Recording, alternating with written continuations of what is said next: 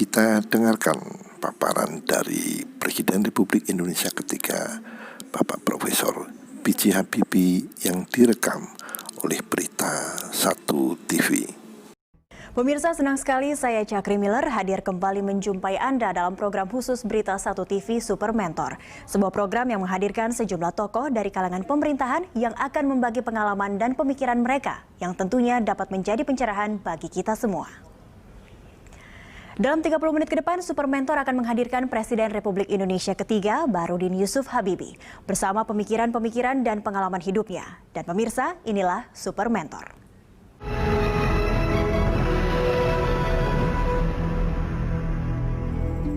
Profesor Dr. The Engineering Wissenschaften, Dr. SC.H.C. Baharudin Yusuf Habibie, lahir dari orang tua Alwi Abdul Jalil Habibie dan R.A. Tuti Marini Puspo Wardoyo pada 25 Juni tahun 1939 di Parepare, Indonesia. B.J. Habibie mengenyam pendidikan di Rheinische Westfälische Technische Hochschule, Aachen, Jerman, dan mendapat gelar insinyur dengan predikat cum laude pada Fakultas Teknik Mesin di Department of Aircraft Design and Construction. Disinilah ia juga mendapatkan gelar doktornya dengan predikat summa cum laude pada tahun 1965. Prestasi membawanya pada pekerjaan bergengsi di Jerman dengan menjabat sebagai Head of Research and Development of Structure Analysis di The Hamburger Flugzeugbau GmbH Hamburg, Jerman di tahun 1965 hingga 1969, lalu menjadi Head of Method and Technology Division of Commercial and Military Transport Aircraft MBB GmbH di Hamburg dan Munchen pada tahun 1969 hingga 1973. Pada 1974, kepulangannya ke Indonesia memulakan karirnya sebagai penasihat pemerintah dalam bidang Advanced Technology and Aircraft Technology yang langsung bertanggung jawab kepada Presiden Indonesia. Di tahun 1978, ia kemudian ditunjuk sebagai Menteri Negara Riset dan Teknologi serta Kepala Badan Pengkajian dan Penerapan Teknologi selama 5 tahun kabinet hingga tahun 1998. Pada tanggal 21 Mei 1998, Presiden Soeharto mengumumkan pengunduran dirinya. Pada hari yang sama, B.J. Habibie mengambil alih tongkat kepresidenan. Presiden B.J. Habibie mengemban tugasnya sebagai presiden selama 518 hari, di mana dalam kepemimpinannya, Indonesia berhasil menggelar pemilihan umum dengan jujur, adil untuk pertama kalinya pada 7 Juni 1999. Bukan hanya itu, Presiden B.J. Habibie juga berhasil membawa Indonesia ke arah yang lebih stabil, berdemokrasi, dan mereformasi Indonesia. B.J. Habibie, sosok yang pintar, pemimpin yang penuh semangat, dan seorang mentor yang menginspirasi. Dengan hormat, kami mengundang Bapak Profesor Dr. H.C. Ing B.J. Habibie, Presiden Republik Indonesia yang ketiga untuk dapat naik ke atas panggung. Mari kita berikan apresiasi yang meriah kepada Bapak Profesor Dr. H.C. Ing B.J. Habibie, Presiden Republik Indonesia yang ketiga.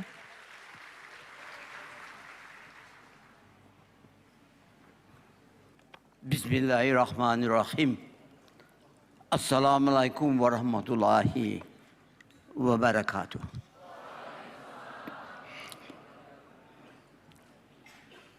Bapak-bapak, ibu-ibu, saudara-saudara yang saya banggakan, saya cinta dan sayang.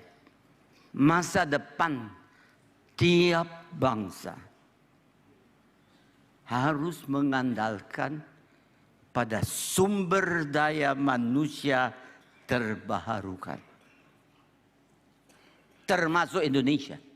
Sumber daya alam yang dimilikinya sebanyak apapun harus pandai-pandai dimanfaatkan untuk meningkatkan kualitas hidup dan produktivitas dari sumber daya manusia.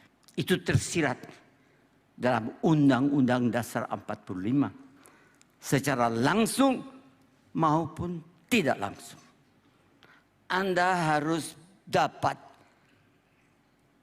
memiliki suatu sistem, suatu jaringan dan bahasa yang mampu menghubungkan tiap manusia yang hidup di dalam benua maritim Indonesia tersebut. Saudara, sampai detik ini tidak ada perubahan pada Undang-Undang Dasar 45 atau Undang-Undang Dasar apapun. Tidak ada. Karena memang dari semula yang mengandalkan pada sumber daya manusia. Tapi tahukah Anda, ada beberapa daerah yang sumber daya alamnya begitu banyak. Sumber daya manusia sedikit. Dan justru pada daerah tersebut sumber daya manusianya itu tidak berpotensi. Saudara, dunia ini mengecil. Cucu saya biasa itu pakai laptop, pakai internet. Kalau saya ceritakan sesuatu, dia dengar. Hanya 5 menit kemudian dia jawab, "Eyang, apa bukan begini?" Karena dia tanya sama Tante Google. Hei, mereka didik besarnya demikian. Mereka dapat informasi yang tepat. Dan informasi itu meningkatkan potensinya. Meningkatkan produktivitasnya. Meningkatkan daya saingnya. Dalam hal itu, Anda harus tahu, produktivitas itu tergantung dari 3 elemen pada manusia. Elemen budaya, elemen agama, dan elemen pengertian terhadap mekanisme ilmu pengetahuan dan teknologi. 3 elemen. 3 elemen ini harus bersinergi positif. Kalau Anda sudah dalam hal ini, 3 elemen bisa bersinergi positif, gimana caranya? Di mana kuncinya? Elemen yang namanya tadi budaya yang menentukan perilaku. Jangan beranjak dulu pemirsa, Super Mentor bersama Habibie akan kembali dengan pemikiran terkait dengan tugas-tugas berat yang harus diemban seorang pemimpin dalam membuat perubahan dalam dunia penuh keberagaman seperti Indonesia. Selengkapnya sesaat lagi. Kita di benua maritim Indonesia harus pandai-pandai membuat keadaannya begitu nyaman sehingga keanekaragaman dari suku itu justru menjadi sumber daya motor kekuatan untuk melaksanakan perubahan-perubahan yang menguntungkan seluruh bangsa yang hidup di sini, bahkan seluruh umat manusia. Jadi Dek, bagaimana kalau Anda memiliki keterampilan yang tinggi, perilaku yang menguntungkan, produktivitas yang tinggi, tapi tidak ada lapangan kerja?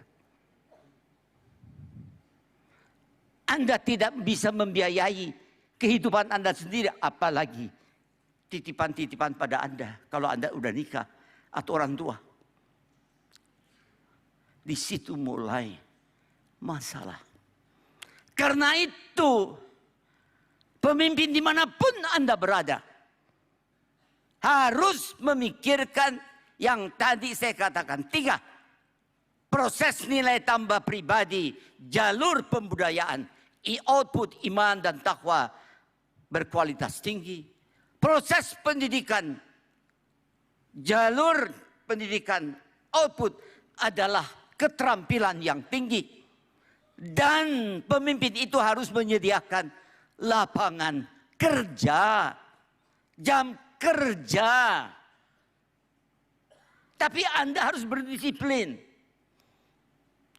Tahukah Anda, saya pegang ini, gelasnya dan isinya bukan datang dari langit, Dek. Di dalamnya ada jam kerja dari manusia. Alangkah indahnya yang saya pegang ini. Jam kerjanya adalah saudara-saudara kita yang tidak nganggur.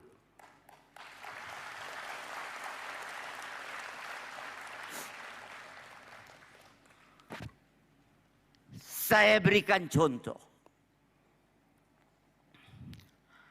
Orang kira, oh Habibie itu karena dia cinta sayang pada industri dirgantara, kapal terbang. Memang dia hobinya, wah karena itu dia hanya mikirkan itu. Tidak, Dek. Bukan itu. Saya harus menjawab dan Anda juga ikut berpikir. Apakah bangsa ini di benua maritim Indonesia, bisakah bangsa ini hidup tanpa memanfaatkan pesawat terbang? Jawabannya tidak. Tidak mungkin. Sekarang saya tanya. Oke, seperti tadi air minum yang buat insya Allah gelasnya dari sini jam kerjanya 100% untuk kita. Saya bersyukur. Kapal terbangnya gimana? Tahukah Anda kalau produksi beras sekarang 3,5 juta ton beras. Seluruh bangsa Indonesia produksi menghasilkan 3,7 juta ton. Begitu. Tahukah Anda? Kalau ini kita jual 1 tahun, Anda tidak makan. Hasil pembuatan beras sebanyak itu Anda jual. Itu hanya bisa membiayai 107 pesawat terbang. Apa salahnya kalau saya mempunyai cita-cita? Saya mau membuat tiap hari 1 pesawat terbang. Untuk membiayai itu semua. What's wrong? Kalau Anda mengatakan mimpi nggak mampu, saya sudah buktikan mampu kok. Mampu.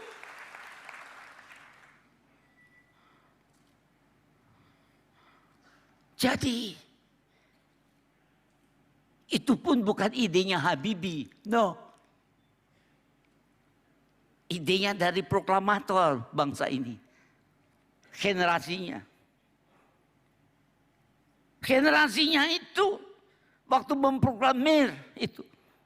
Dia udah menyatakan bangsa ini suatu hari harus bisa menguasai teknologi yang memungkinkan dari Sabang sampai Merauke kita hubungkan dengan pesawat terbang dan kapal-kapal kontainer. Dia konsekuen. Waktu boleh dikatakan kita diakui merdeka oleh Belanda. Belanda dipaksa oleh Amerika. Karena waktu itu dia dapat bantuan Marshall Plan. Desember tahun 49 di Renville. Dipaksa kalau kamu nggak berikan kemerdekaan itu kita kacauin. Dia nggak dapat duit. Dia tanda tangan nih. Januari langsung Presiden Republik Indonesia membuat banyak keputusan. Tapi salah satu keputusan ialah mengirim anak putra-putra terbaik dari bangsanya untuk belajar bagaimana membuat pesawat terbang dan kapal. Saya ini adalah kiriman letting ke-5. Tamat SMA 54 deh. Yang ini tamat 54 SMA. Langsung berangkat. Nanti kalau mau lihat itu sedang dipersiapkan, nanti akan keluar film namanya Habibie Remaja. Khusus untuk anak-anak yang remaja. Saya tidak tahu apa namanya Habibie Remaja, tapi saya tahu bahwa itu mengenai Habibie dan Ainun sejak lahirnya sampai dia bertemu gula Jawanya. Dan itu sedang dalam pipeline. Itu untuk memberikan motivasi kepada Anda semua. Bagaimana perjuangan sumber daya manusia di muka bumi ini. Pemirsa, simak bagaimana Habibie menghadapi berbagai tekanan saat dirinya menjadi presiden ketiga, menggantikan Pak Harto yang lengser. Selengkapnya sesaat lagi di Super Mentor. Satu-satunya jalan untuk menjadikan manusia Indonesia daya saingnya tinggi.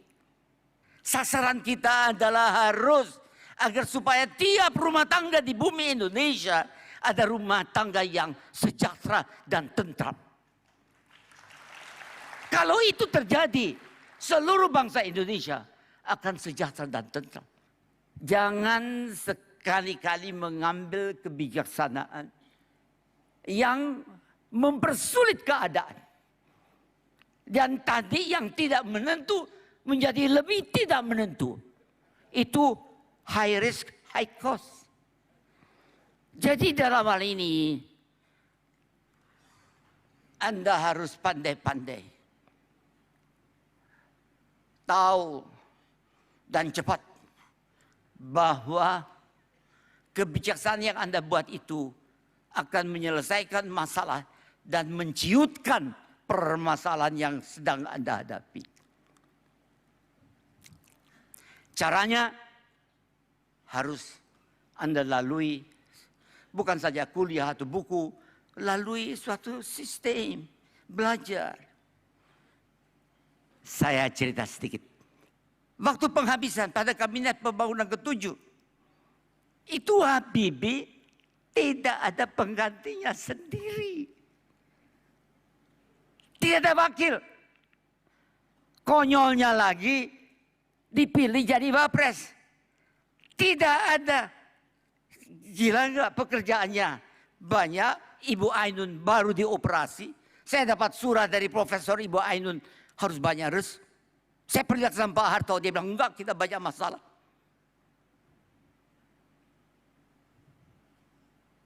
Dia bilang serahkan sama Allah. Saya sampaikan sama Ibu Ainun. Dia bilang benar. Kamu nggak bisa melawan. Oke, saya terima. Tiba-tiba dia lengser. Presidennya Habibie. Wakil presidennya Habibie. Yang menguasai legislatif. 87% adalah keluarga besar Golkar. Yang menguasai Habibie sendiri. Saya tidak menyalahgunakan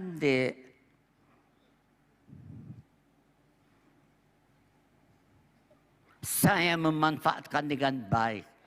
Mengadakan perubahan-perubahan. Berdasarkan keyakinan. Karena sebelumnya 25 tahun saya belajar dekat Pak Harto. Dan saya catat semua. Bukan dengan dari surat kabar atau buku. I went through it. Menurut hukum yang dikeluarkan oleh Montesquieu, namanya 3 kekuatan dalam suatu keadaan politik. Tidak boleh dikuasai satu orang. Karena itu diprediksi Habibie tidak akan mengatasi lebih dari 100 jam. I make changes. Itu mampu karena sebelumnya 25 tahun. Sini ada Bapak Gusma.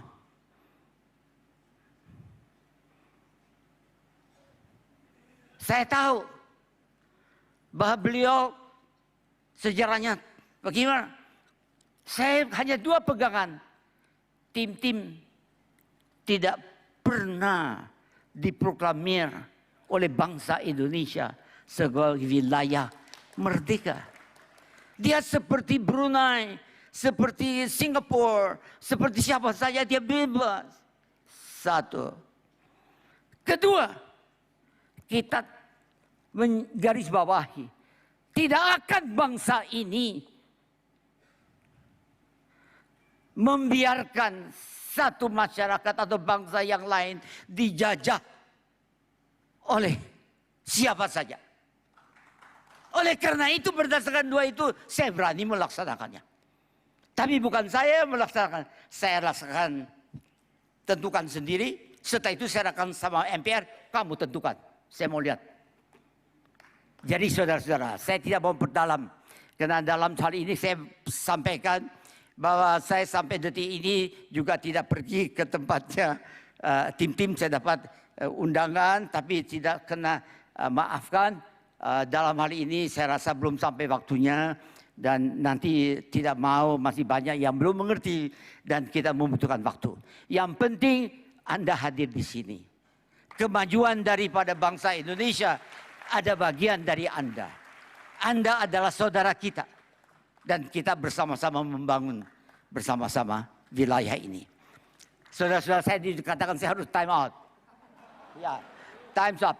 Jadi saudara-saudara, saya rasa itu yang penting. Saya mau akhiri dengan kata kuncinya pada cinta.